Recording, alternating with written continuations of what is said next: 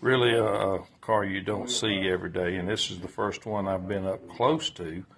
And that is it. Now when you look at that and see that that's a Valiant, come on, 880, you're losing it. There's plenty of Valiants around. You've even got one or two. This is not your typical Valiant. This is far from it. This is a factory original Hemi Valiant. Now, when you start scratching your head trying to figure that out, this is a factory Hemi Valiant. I'll let you ponder on that while I pan out and let you see this car. It is MOPAR, and see it's Hemi orange, blacked out hood. Yeah, this is a hot rod right here. I'm gonna come out and see what you think about this Valiant. 1971, I believe is what the owner said. 1971 Valiant Charger. Now that, if that don't get your gears turning, this is, Charger was a Dodge, Valiant was a Plymouth. This is a Valiant Charger, and it's from Australia. This was a pretty bad ride, all right. If you look at the interior, seats kind of look like maybe a Charger or a Cuda seat, maybe the way they're upholstered. Our Roadrunner 170s. Got the tough wheel on it, and yes, this is not a camera trick. This is a right-hand drive MOPAR. Check that out. Try to get in there where you can see the gauges. Get the light to cooperate. Maybe that might be. Got the radio, tack, a little bitty short shifter, and full console. And if you're wondering about the engine, check this out. Right there, it's a 265 Hemi. That's right, 265 Hemi. I'm going to try to get around. There's some pretty cool features on this car I was unaware of. This car's it's not quite done. It's got a few little odds and ends, some more decals and stuff that need to be put on it, some stuff like that. But the restoration on this car has come a long way. It is a nice car. But I don't know if that looks familiar right there. That fuel door, it's one of the flip top gas caps, just like them on the Barracudas and stuff. But look at those tail lights. I'm trying to pan out. It's in the garage, so it's kind of hard to get around. But man, I could not try to bring you this. I'm glad y'all are with me to see that. But dual exhaust, got the that kind of integrated ducktail spoiler on the back. You see how that kind of dips up, and the stripes kind of follow it along down the side. Got the little louvers on it. It's got the up and down stripes on it too. Got some pretty cool aluminum slots, look like the old style ETs. But that this car right here is something you don't see every day, and man, it just oozes cool. I mean, you got high impact paint, lots of stripes, a 4-speed, and a Hemi. I mean, this thing checks all the hot rod boxes from back in the day. I'm going to get back around front here.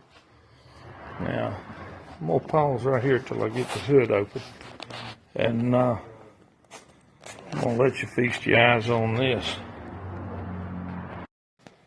All right, hold on to your hat. Here we go. That is a legit Hemi, Australian MOPAR 1971 inline 6-cylinder Hemi. And everybody knows, when they think about the Hemis, they think about the 426 or even the older 354s and stuff. And the hemispherical combustion chamber is where they got the name from. But it didn't just apply to the American V8s. It also, when they built this car in Australia, they built a Hemi head for the inline six. Check this one out. The performance manifold and the big two barrel. It's probably at least a 500 CFM two barrel. Got the split headers in, on it. Golly, you don't get much better than that. But that's there it is. Power brake car too. If you've seen many of these, my hat's off to you, because this is the first one I've been able to get up close to. I'm gonna get another shot inside here. I did talk to the owner, and he gave me permission to walk around it and even open the trunk. So I'm going to take a look in there to see what kind of trunk room these have, because when I looked, I thought it may be a hatchback, because you see the slope to it, but it's not. It's got a big trunk. So I'm going to check that out. Bear with me. Another cool feature about this car, if you look, the trunk lock's offset right there by the driver's side tail light, instead of centered like most cars are. Dual exhaust on it. I'll pop that trunk. Bear with me here. Oh, look.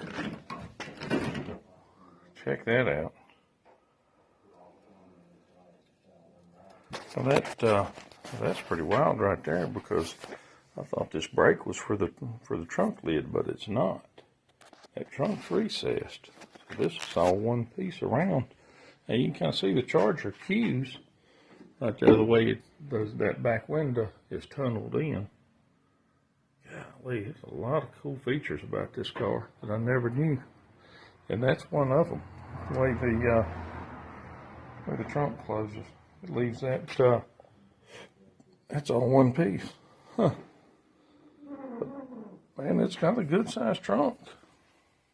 Deep. Check that out.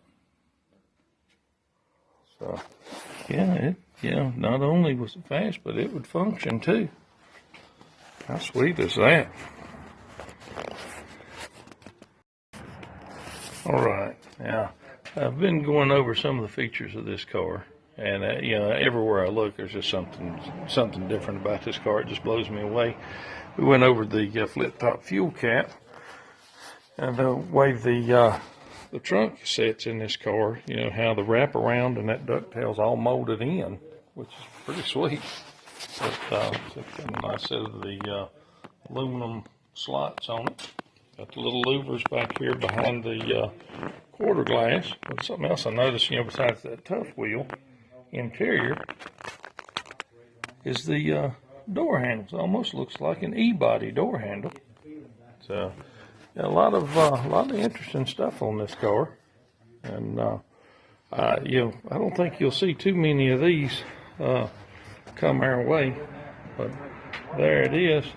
That's a 1971 Valiant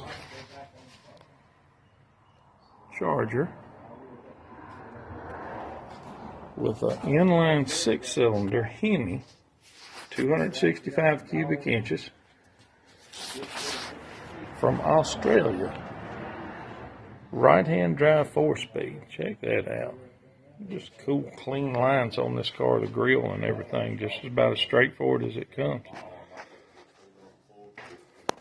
What a sweet ride. This is Field Agent 880. Appreciate y'all coming along on this adventure. Yeah.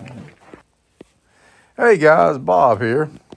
That was Field Agent 880 that discovered that Australian Charger. He was up there looking at an Imperial that was at a used car lot, and they got to talking to the guy, and he had a collection of cars, and he allowed Field Agent 880 to go have a look at the cars, and they saw that Australian Charger, and you can tell by the excitement in his voice, he was very excited to see that car.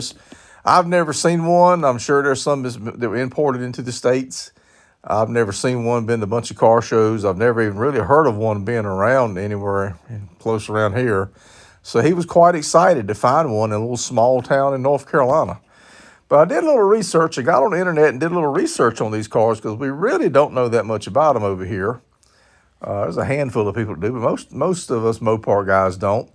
But here's what I was able to come up with on a quick little search on the internet. The base 265 two-barrel, which is what that car was, I'm showing is rated at 202 horsepower and 262 pounds-feet of torque.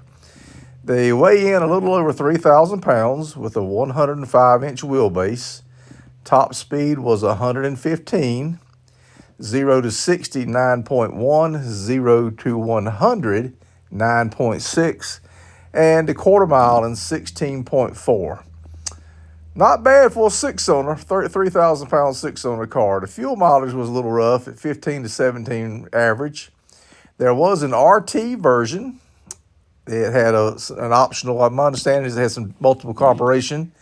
And there was also a Fireball version, which had a 318 V8 and a 770 SE version, which had a 340 V8. These cars were produced from 71 through 78.